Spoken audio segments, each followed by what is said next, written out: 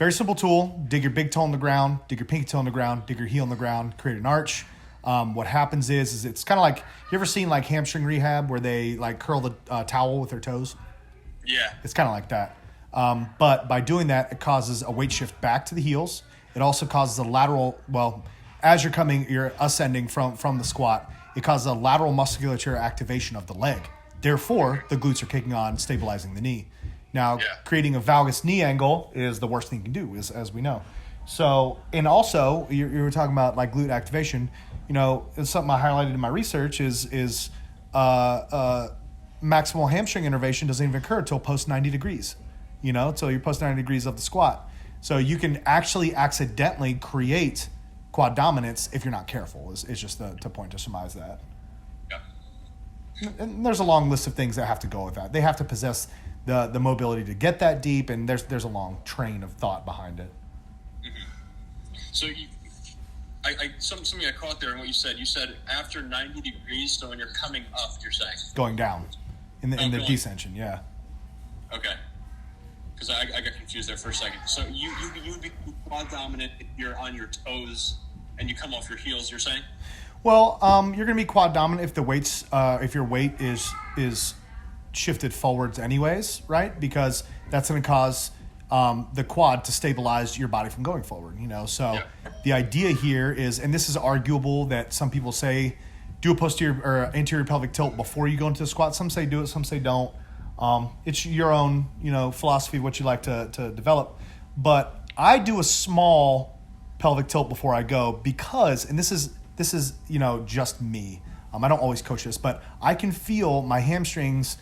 I can feel tension put on my hamstrings as I'm beginning the squat. So it's going to do a few things. It forces my weight in my heels. It also forces my butt to make a backwards movement instead of a lowering movement first. So therefore, I'm tracking correctly, making sure knees don't go over your toes. My weight's just distributed backwards or mid foot to heel. And it allows me to have a anterior trunk lean just like the elevation of the heels do anyways. I don't want to say I cheat, but I'm dependent upon. It's probably been 6 years since I've squatted without weightlifting shoes. I won't do it. I hate it. Yeah. So if you're not squatting in weightlifting shoes, that could be something that could also continue to help in your squat development. Yeah, I train in flat bottom training shoes. But something that I've actually over quarantine, I ingrained some movement patterns like the RDL and the athletic position, just like an isometric athletic position, shifting the weight back. I've completely revamped any core that I do. I don't like to mobilize my lumbar spine or like tilt my pelvis, forwards or back. I try to maintain a stable lumbar spine and a straight pelvis all throughout the movement. So like last week I was doing an overhead squat with a barbell to try to like work that pattern. Mm-hmm.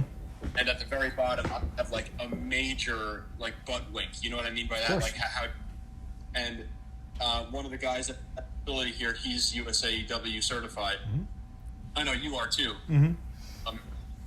And he was saying, we've got to get rid of that. So next thing you know, like next rep, I'm just going 90 at the hip, 90 at the knee, and I'm going as far as I can until my butt, winks like that. Now, I mean, as a pitcher, I don't like to mobilize my lumbar spine. I know that, I want to move mostly at the thoracic spine, but for you, I mean, maybe for a powerlifting or just a weightlifting standpoint, maybe that tilt isn't so bad. I don't know what your thoughts on that are. If you're a performance athlete trying to, you've got very specific goals, like pitcher. Yeah. Is that something safe that you can do, tilting your pelvis forward and then going into the squat? Well, it's a pretty multifaceted answer, so I'll answer it as the best that I can. I have read arguing research, man. I've read where it's good and bad, so that's why you can't always live on the research. Just use it as your framework. If there's no pain, clearly pain is your number one indicator. If there's no pain, and it amplifies or makes your exercise or lift more efficient, then I say give it a try. Okay. Your lumbar spine doesn't necessarily need to remain new. It's better too, but I don't possess that flexibility. I mean, I got tightest hips in the world. But to talk about your butt wink, Now, it's may not necessarily. I mean, your issue, what I find commonly, is the butt wink is caused by a contraction of the hip flexor. So you could be having a tight hip flexors, and as a pitcher, you're doing a lot of hip extension, putting a lot of stress on those hip flexors, extension and flexion. So a small cure that I've found to help with the butt wink, because it's causing that posterior pelvic tilt, right? It's causing the bucket to tilt backwards, right? If you think of your pelvis as a bucket of water, tilting backwards is a posterior pelvic tilt. That's your butt wink, right? It's curving underneath your body. So it could be a shortening or tightness within the hip flexor. So next time you go to squat and you have that, and this could be a mobility issue for you individually, but you could do just a simple rear foot elevated quad stretch. So, get into a lunge position, put your foot up on a bench, and then work on that squat or work on the stretch. Now, I just saw, Dr. Aaron Horschig, again, I mentioned him earlier. He's a PT by profession. So his understanding of the body clear supersedes mine. He talks about how that's a terrible stretch for the hip flexor. I didn't know that until I saw it. I couldn't tell you how long I've been stretching, but what I do know is that when my hip flexors won't release, I do that stretch in between my sets and the butt wink goes away. Yeah. Now, if you look at Dr. Joel Seidman, he's a PhD. I think he's PhD in like biomechanics or kinesiology, one of the two. He only teaches the 90-degree joint angle eccentric isometrics. I don't believe in that. He's right because he can defend what he's saying. I just don't believe in it. You know what I mean? In my experience, in my empirical evidence that I've had, I don't foresee that being optimal. He does. He works with NFL guys and the best guys in the planet, so he's not wrong. It's just not my philosophy. You know what I mean? Okay. As far as your lumbar being moved, there's a whole plethora of research that involves your breathing. But to keep it simple, if you're talking about just simple Valsalva maneuvering, you've got to create that fluid ball to compact or to keep your lumbar spine compacted and safe. So if you are losing, right, core rigidity, then it doesn't matter what your lumbar is doing because it's going to be at the discs of your lumbar are going to be at a serious bad position. So identifying all that, and again, it bases on your mobility, man. If you can't get ass to grass, don't squat ass to grass. You're going to hurt yourself. If you aren't breathing correctly, you shouldn't be lifting heavy weight yet. You should have some mental clarity in bracing your core to protect your lumbar spine. And again, everybody is built. This is where it gets crazy, is because every single human is built differently, man. Like, for instance, how can you tell if an athlete should conventional deadlift or sumo pull? Is sumo pull cheating? I don't think so, and my answer will tell you why. But you can get an X-ray, right? And you can look at the femoral neck length. And if you have a long femoral neck, like you ever trained a 6'10" basketball player trying to get them to squat? They're terrible. Well, if their legs are half their body, you know what I mean? So sumo deadlifts have a great position in weightlifting because you can screen them if they have a natural stance and it's more comfortable for them to sumo deadlift. That means they have a long femoral neck. That's just genetics, man. That's just how you're built. So if you're looking at your body as a system of bending, if you have a long torso, short femur, and long tibia and long tibias, you're probably going to be pretty good at squatting, right? Just on the mechanics of the leverage systems that you are, or the systems that you are. Now reverse that, and let's say you still have a long torso and a long femur and short tibias, you're probably not going to be very good at squatting. You're going to have to work at it more. So I tell you all that just to tell you this, man. One of the things my mentor told me in grad school is at some point you have to make a decision. There's so much info out there, man. You can drown in the sea of information.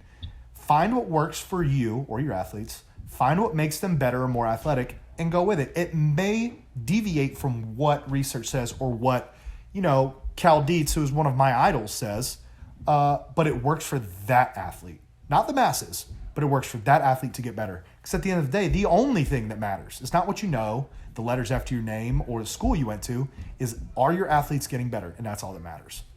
So hopefully that answered the question. Yes, it did. Yeah. I got one or two more questions. I have to head off in about 10 minutes because I got a coronavirus test. Every 2 weeks we got to get tested here. So okay, yeah. Sorry, talking your ear off. Go ahead. So this is more of a occupational question for people that are interns and they're trying to best prepare themselves for the future. I know you went to grad school and you got your degree in exercise science. Mm-hmm. What advice would you give a young coach who is soon graduating college and is deciding whether to work a job within a gym or go to school? Because many coaches out there choose to do an online degree, mm-hmm. something that is unrelated to the field, just to have a master's. And they do this so that they can spend as much time as possible within a gym setting. Right. So what are some of the routes a 20 to 21-year-old coach can go to ensure that they're most prepared? Well, it's depends on what you want. So again, my mentor, he worked for the Raiders. He's now working with Special Forces guys at Fort Bragg in North Carolina.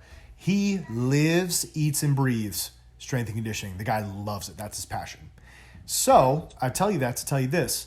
Unfortunately, in our field, there's not a lot of money to be made, right? There just isn't. It's very unfortunate. And money to him isn't as much of a determining factor. Now, he's making good money now. He works in the pros. He's working for the government now.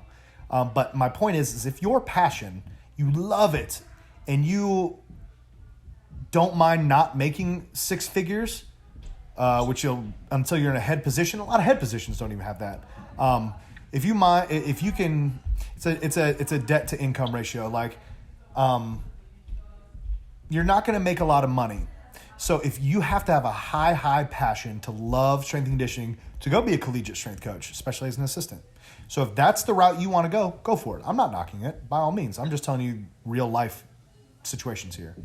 Now, if you do want to make money, which I clearly do, I love money. Let's be real about it. I work very hard. I want it to have enjoy the spoils of my work. You will not get a very good job relative unless you have a higher degree. And I tell you that because everybody has a CSCS now, right? Mm-hmm. 5 years ago, 10 years ago, it was kind of like the gold standard. Now it's kind of run of the mill.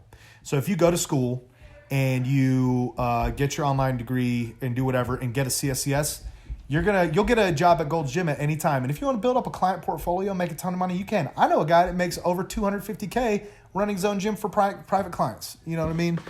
That's not the path I want to take. You just have to identify what you want.